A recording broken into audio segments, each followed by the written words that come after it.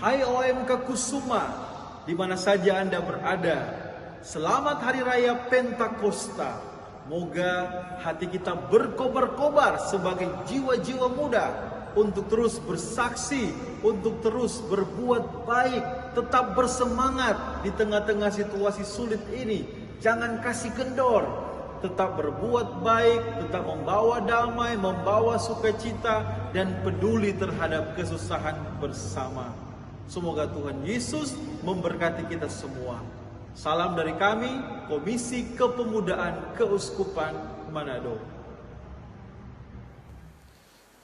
Tuhan sertamu dan sertamu juga. Inilah Injil Tuhan kita Yesus Kristus menurut Santo Yohanes. Dimuliakanlah Tuhan.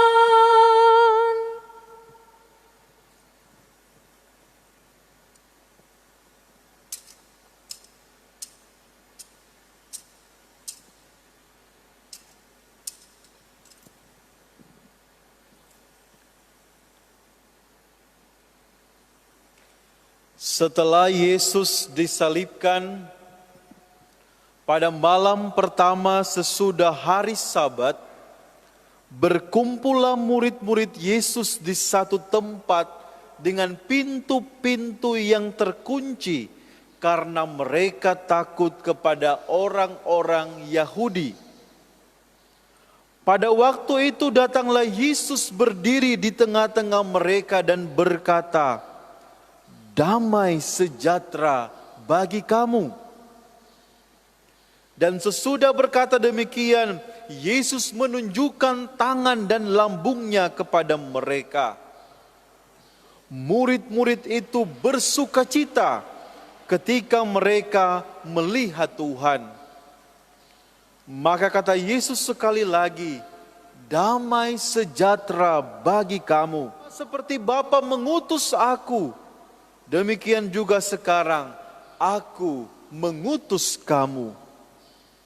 Dan sesudah berkata demikian, Yesus menghembusi mereka dan berkata, "Terimalah Roh Kudus. Jikalau kamu mengampuni dosa orang, dosanya diampuni. Dan jikalau kamu menyatakan dosa orang tetap ada, dosanya tetap ada."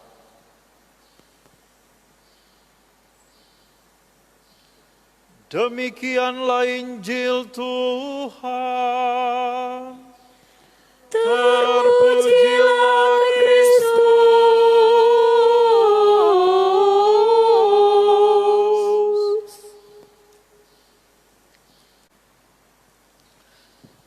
Saudari-saudara yang terkasih, keluarga-keluarga umat-umatku yang ada di rumah yang mengikuti misa live streaming, selamat pagi, selamat Hari Raya Pentakosta. Apakah hati kita berkobar-kobar pada hari ini, di mana kita akan mengakhiri masa Paskah ini dan kita menerima Roh Kudus? Apa yang bisa kita renungkan pada perayaan besar ini, pada hari raya agung dan mulia ini? Umat yang terkasih, pada hari Pentakosta, gereja telah dikaruniai oleh Roh Kudus. Sehingga Pentakosta sering juga disebut sebagai hari lahirnya gereja.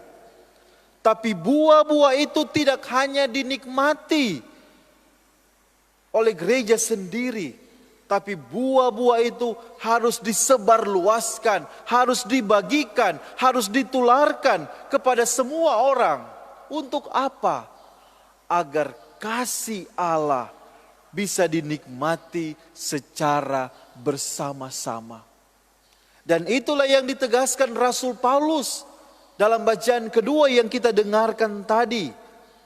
Kepada tiap-tiap orang dikaruniakan pernyataan Roh untuk kepentingan bersama. Hal itu juga ditegaskan Yesus dalam bacaan Injil yang kita dengarkan tadi. kepada para rasul dan para pengikutnya. Yesus tidak membusi mereka dengan Roh Kudus, tapi juga mengutus mereka untuk apa? Menjadi pembawa damai, pembawa sukacita bagi semua orang. Ini merupakan misi kita sebagai orang-orang yang percaya kepada Kristus.